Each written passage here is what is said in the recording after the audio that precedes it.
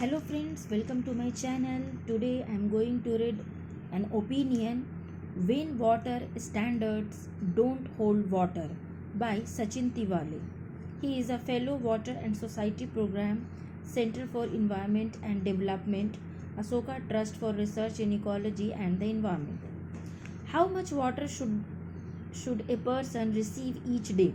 In India, this question is not answered by science or necessity, but by an arbitrary metric, the per capita water supply standard prescribed in liters per capita per day, that is LPCD.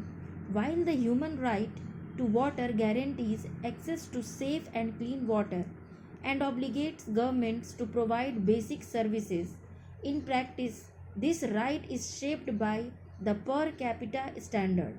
This benchmark not only dictates how much water citizens are entitled to demand for their daily needs but also drives planning and investments in urban water infrastructure, from dams to household taps.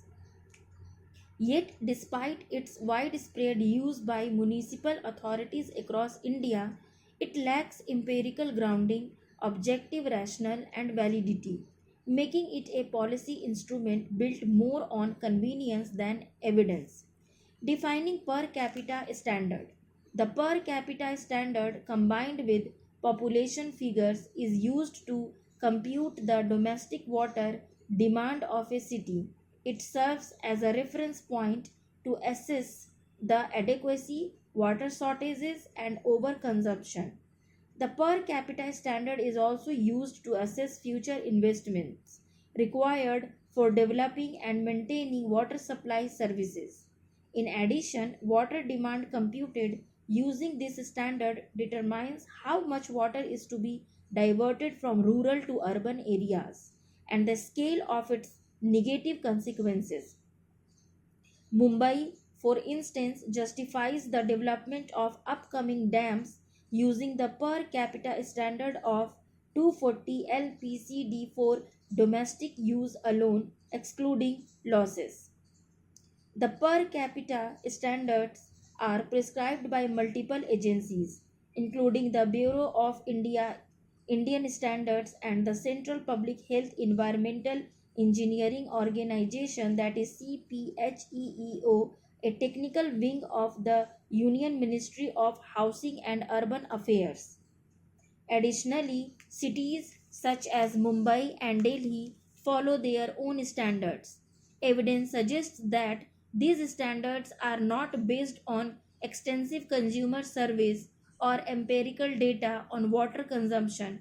Studies, studies show that the per capita water demand varies based on socioeconomic status, climate, geography, and culture. Yet, a single value is often prescribed for the entire country despite its vast geographical expanse and climatic variations. For example, CPHEEO prescribes 150 LPCD for megacities and 135 LPCD for all other cities with existing or planned sewerage systems without providing any rationale to substantiate these numbers. Similarly, the standard of 55 LPCD prescribed under the Jal Jeevan Mission for all rural drinking water supply schemes lacks any empirical rationale. The same standard was set under the National Rural Drinking Water Program in 2013 for designing rural piped water supply. However, it only aimed to provide individual tap connections to at least 30% of households, far from universal coverage. Later, the Swachh Bharat mission pushed for universal access to individual household toilets, significantly increasing per capita water consumption.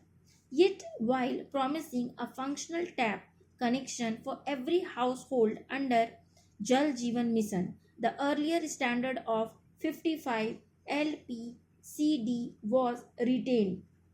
While designing urban water supply schemes, cities often follow the per capita standards prescribed by the project financing agency. The per capita standard influences the overall cost of the scheme. Since water supply schemes are capital intensive, the majority of cities depend on central government assistance through AMRUT and AMRUT and the Smart Cities Mission for their construction. As CPHEEO provides a technical sanction to these schemes only if the design adheres to prescribed standards, engineers and consultants follow CPHEEO standards unquestioningly to ensure a smooth approval process, regardless of the actual water requirements. CPHEEO standards have therefore become the de facto norm in urban water supply. Cities conveniently apply multiple per capita standards simultaneously, regardless of actual water requirements.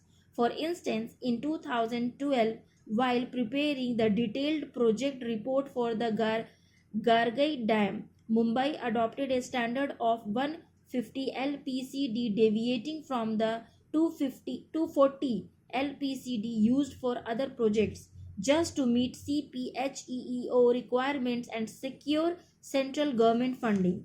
No monitoring. The prescribed standards are not monitored during service delivery to ensure water supply according to the design standards at the doorstep of all citizens. To ensure water delivery as per the standard, the consumer connections need to be metered and the installation of bulk water meters in the distribution network is a prerequisite to measure water flows. However, very few cities have connections with functional meters. In many cities, supply zones are not isolated and bulk water meters are not installed. Therefore, it is not feasible to trace how much water is flowing where in the city.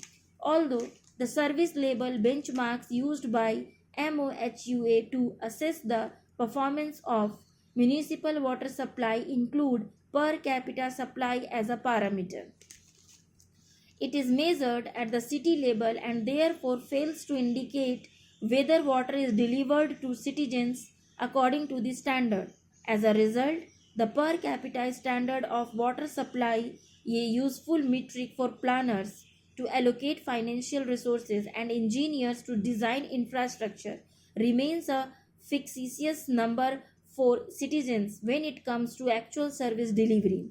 Systematic efforts are needed to establish evidence based per capita standards and ensure equitable water delivery so that every citizen receives their rightful share. Thank you for listening.